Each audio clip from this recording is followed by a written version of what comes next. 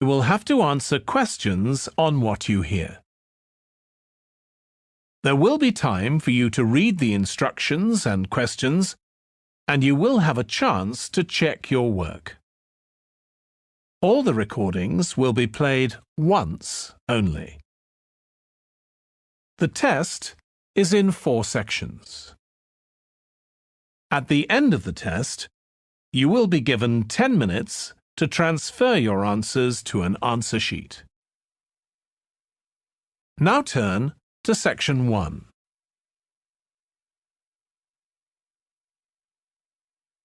Section 1.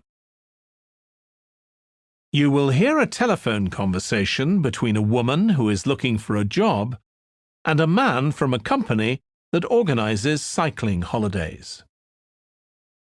First, you have some time to look at questions 1 to 6.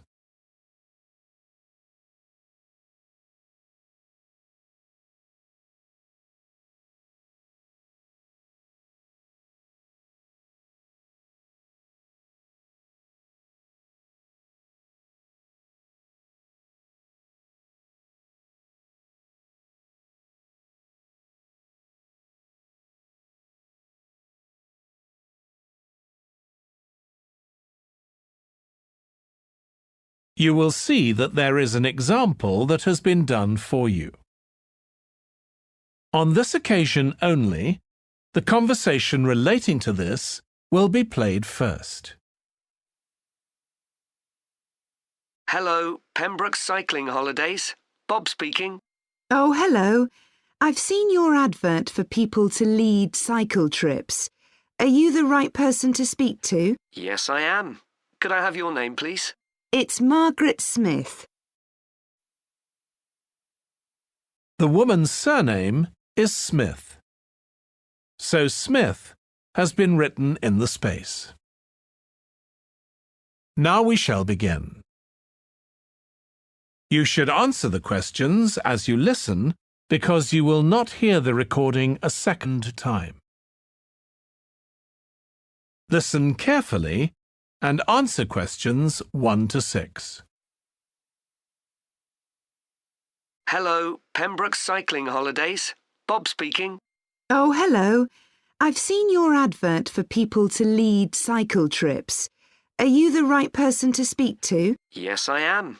Could I have your name, please? It's Margaret Smith.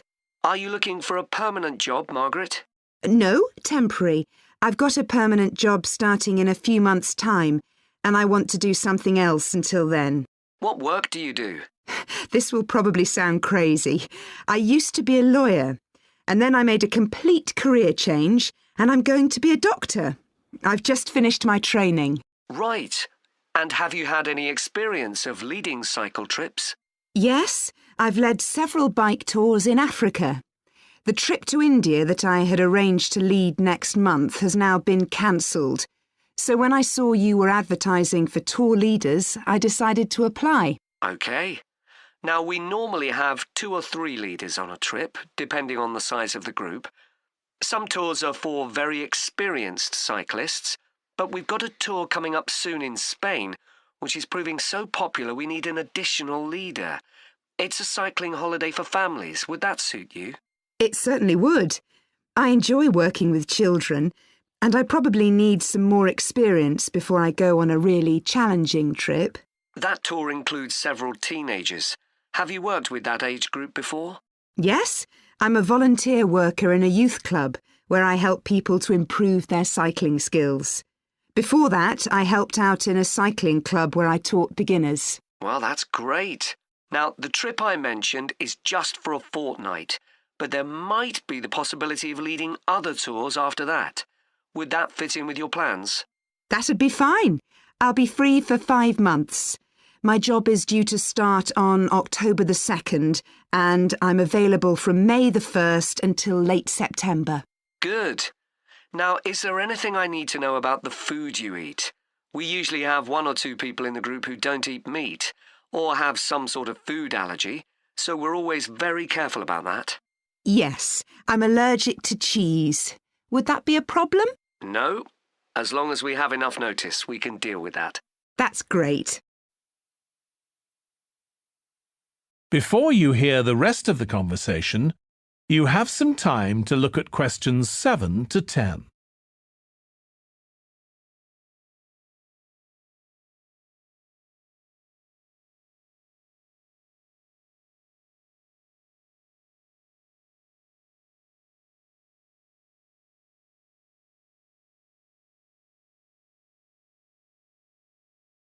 Now listen and answer questions 7 to 10.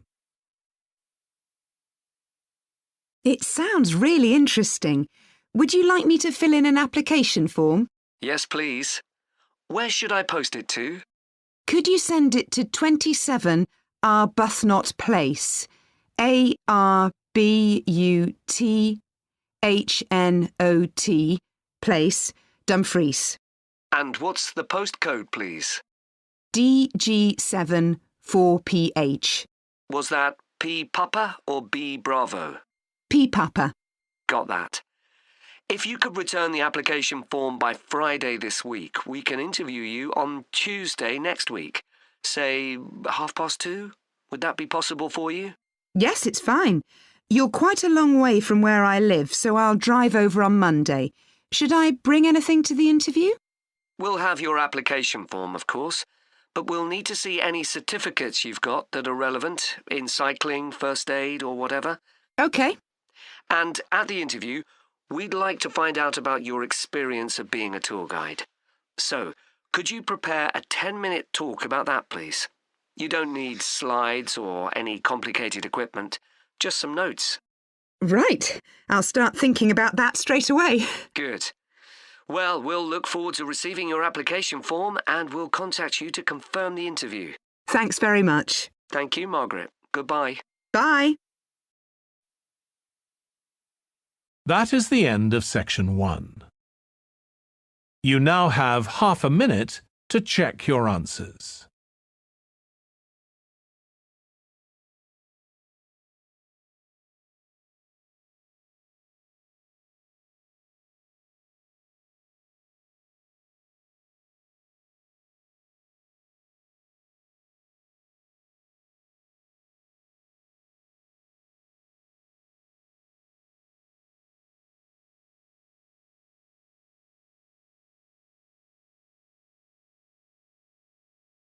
Now turn to section 2. Section 2. You will hear a podcast about an area called the sheep market in a New Zealand city. First, you have some time to look at questions 11 to 14.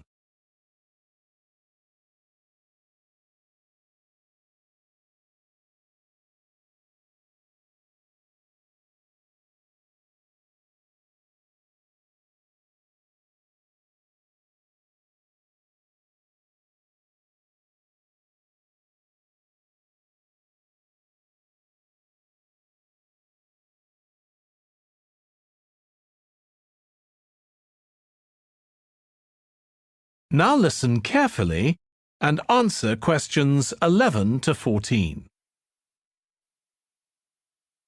Welcome to this podcast about the sheep market, which is one of the oldest parts of the city. As its name suggests, there was originally a market here where farmers brought their sheep, but now it's been redeveloped into a buzzing, vibrant area of the city, which is also home to one of the city's fastest growing communities.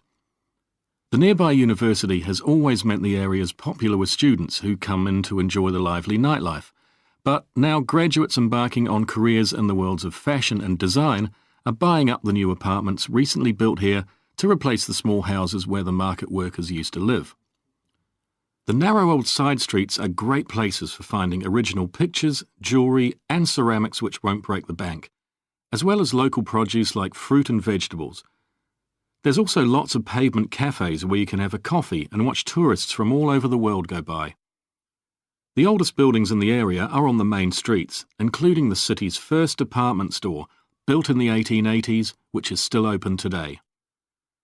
The sheep market is a centre for fashion, and there's a policy of encouraging new young designers. The Young Fashion Competition is open to local young people who are passionate about fashion. This year, they've been asked to design an outfit based on ideas from the music and technology that's part of their everyday life, using both natural and man-made fibres. The garments will be judged by a panel of experts and fashion designers, and the winning entries will be modelled at a special gala evening. Parking at the sheep market is easy. There are plenty of pay and display car parking spaces on the roadsides, which are fine if you just want to stay for an hour or two. But if you want to spend the day there, it's better to park in one of the 4 underground car parks. It's not expensive, and if you can present a receipt from one of the local stores, you'll not be charged at all. After 6 p.m, many of the car parks have a flat rate which varies, but it is usually very reasonable. Before you hear the rest of the podcast, you have some time to look at questions 15 to 20.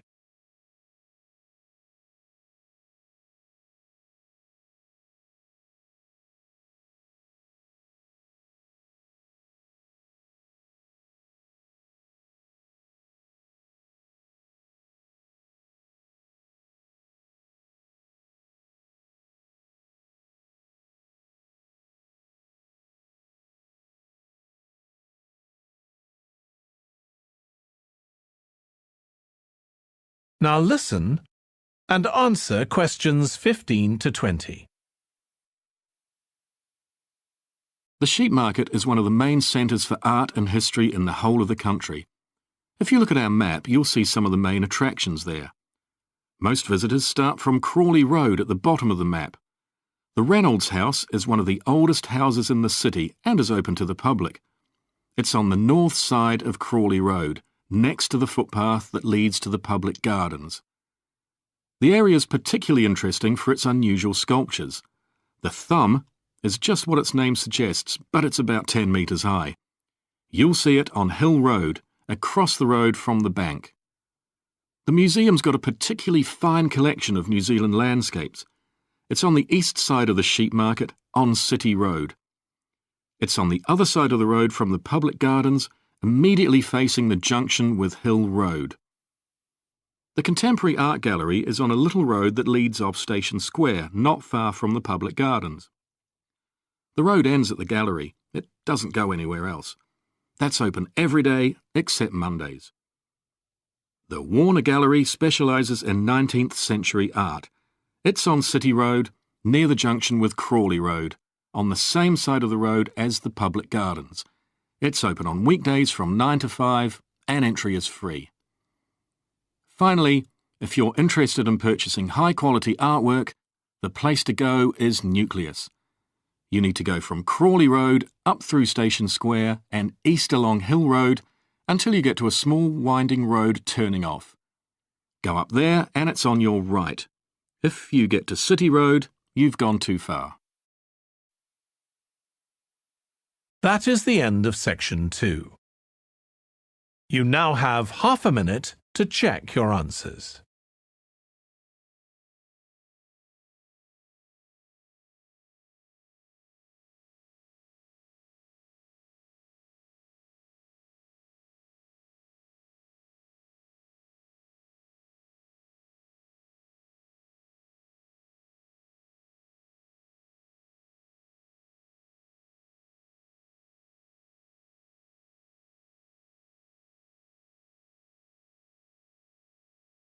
Now turn to section 3.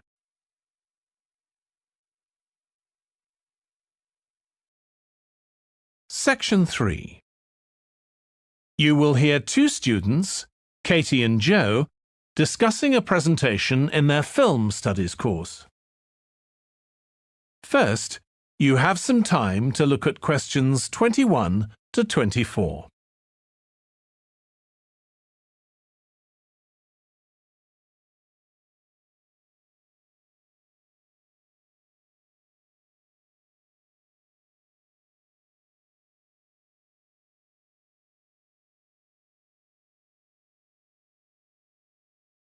Now listen carefully and answer questions 21 to 24.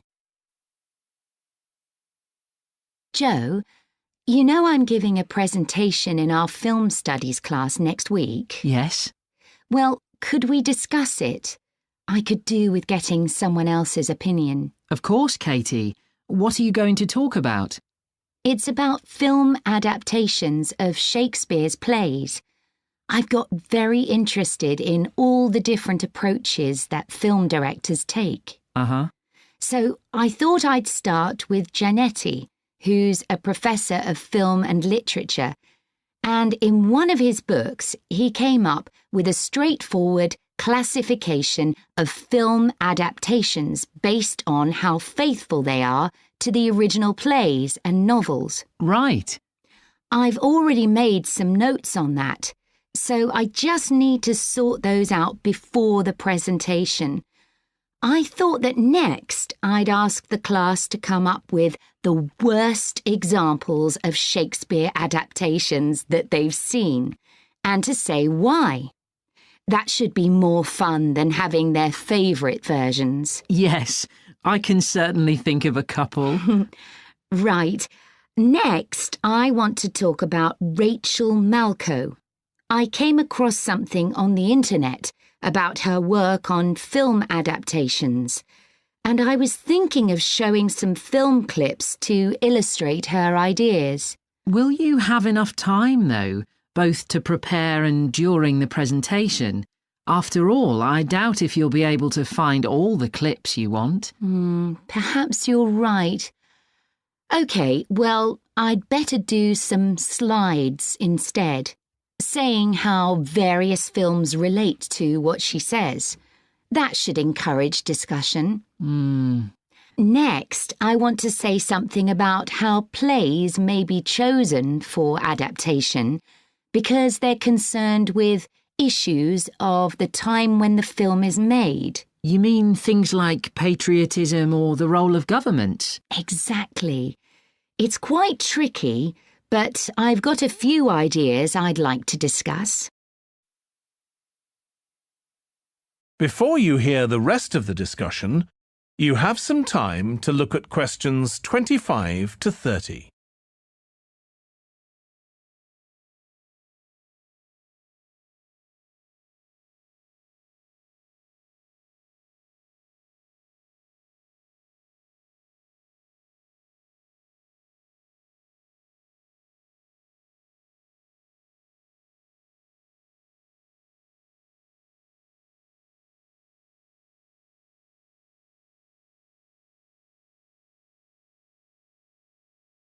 Now listen and answer questions 25 to 30. And finally, I want to talk about a few adaptations that I think illustrate a range of approaches and make some comments on them. Do you know the Japanese film Ran? I haven't seen it. It was based on Shakespeare's King Lear, wasn't it? That's right. It was a very loose adaptation, using the same situation and story, but moving it to 16th century Japan instead of 16th century Britain. So, for example, the king's daughters become sons, because in Japanese culture at that time, women couldn't succeed to the throne. OK. I hope you're going to talk about the 1993 film of Much Ado About Nothing.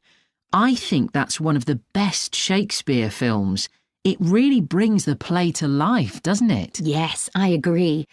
And I think filming it in Italy, where the play is set, makes you see what life was like at the time of the play. Absolutely. Right, what's next? Next, I thought Romeo and Juliet, the 1996 film, which moves the action into the present day. Yes, it worked really well, I thought, changing the two feuding families in the original to two competing business empires, even though they're speaking in the English of the original play. You'd expect it would sound really bizarre, but I found I soon got used to it. Me too. Then I thought I'd include a real Hollywood film, one that's intended to appeal to a mass commercial audience. There must be quite a number of those. Yes, but I've picked the 1996 film of Hamlet. It included every line of the text, But it's more like a typical action hero movie. There are loads of special effects, but no unifying interpretation of the play. All show and no substance. Exactly. Then there's Prospero's books, based on The Tempest. That was really innovative from a stylistic point of view. Didn't it include dance and singing and animation as well as live actors? Yes, it did. I also want to mention Looking for Richard. Did you ever see it? No, but I've read about it. It was a blend of a documentary with a few scenes from Richard III, wasn't it? That's right. It's more a way of looking into how people nowadays connect with the playwright. The play is really just the starting point. And that'll be where I finish. Well, it sounds as though it'll be very interesting. That is the end of section 3. You now have half a minute to check your answers.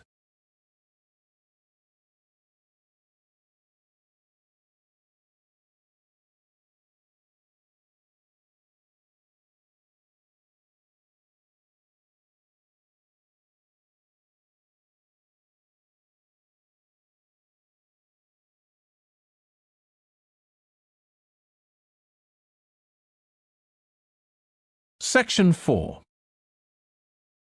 You will hear part of a lecture about noise in Section 4. First, you have some time to look at questions 31 to 40.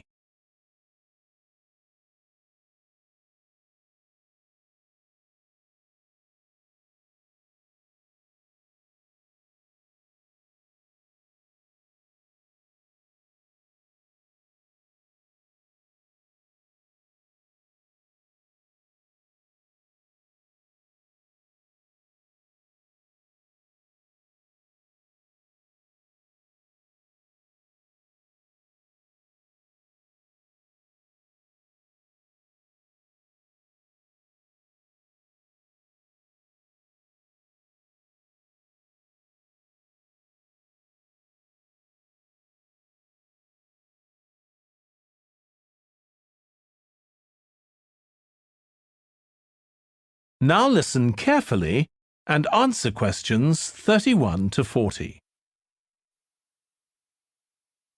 This lecture will be about the science of acoustics, the study of sound, in relation to urban environments such as cities. As an acoustic engineer myself, I think this is an area where we're likely to see great changes.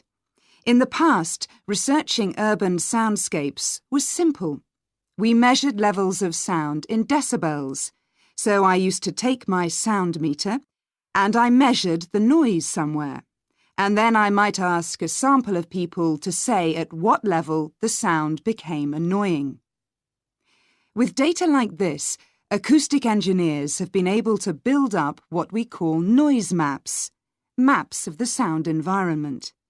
But actually, these aren't a lot of use. What they do show is that the highest noise levels are generally on roads. Well, that's not really very surprising.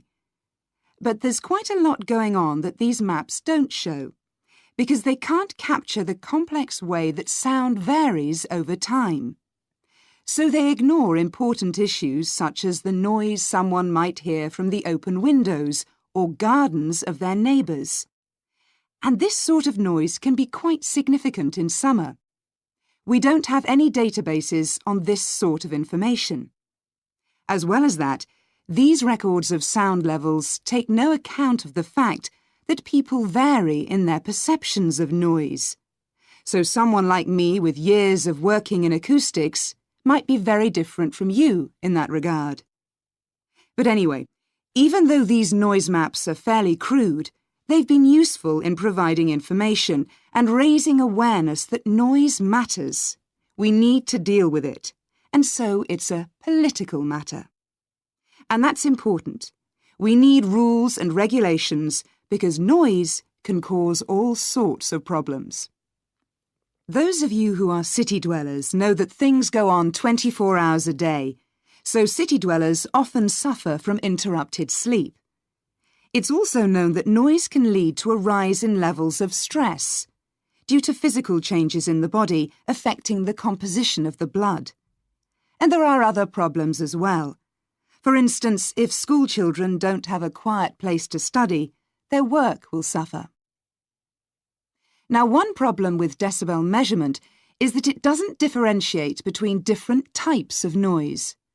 Some types of sounds that most people would probably think of as nice and relaxing might well score quite highly in decibel levels. Think of the sound made by a fountain in a town square, for example. That's not necessarily something that we'd want to control or reduce. So maybe researchers should consider these sorts of sounds in urban design.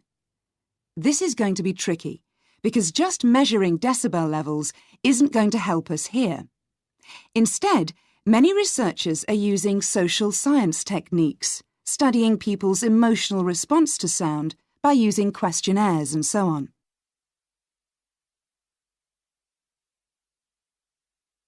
So what exactly do people want to hear in an urban environment? Some recent interdisciplinary research has come out with results that at first sight seem contradictory. A city needs to have a sense of activity, so it needs to be lively, with sounds like the clack of high heels on a pavement or the hiss of a coffee machine.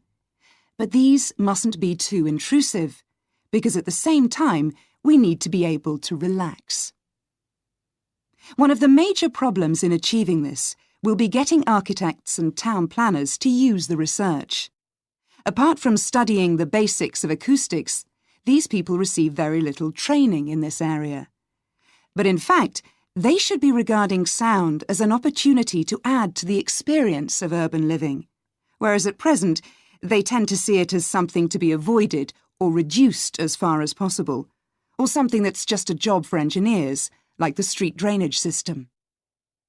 What's needed is for noise in cities to be regarded as an aesthetic quality, as something that has the qualities of an art form. If we acknowledge this, then we urgently need to know what governs it and how designers can work with it. We need to develop a complex understanding of many factors. What is the relationship between sound and culture? What can we learn from disciplines such as psychology about the way that sound interacts with human development and social relationships, and the way that sound affects our thoughts and feelings? Can we learn anything from physics about the nature of sound itself? Today's powerful technologies can also help us. To show us their ideas and help us to imagine the effect their buildings will have, architects and town planners already use virtual reality, but these programs are silent. In the future, such programs could use realistic sounds, meaning that soundscapes could be explored before being built. So hopefully, using the best technology we can lay our hands on, the city of the future will be a pleasure to the ears as well as the eyes.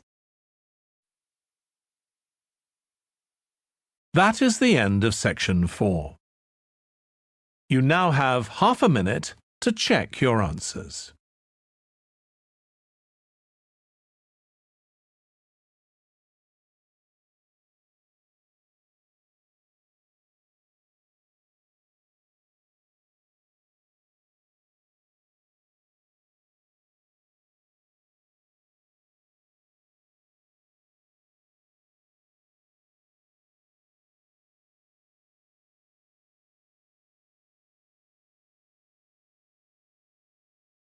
That is the end of the listening test.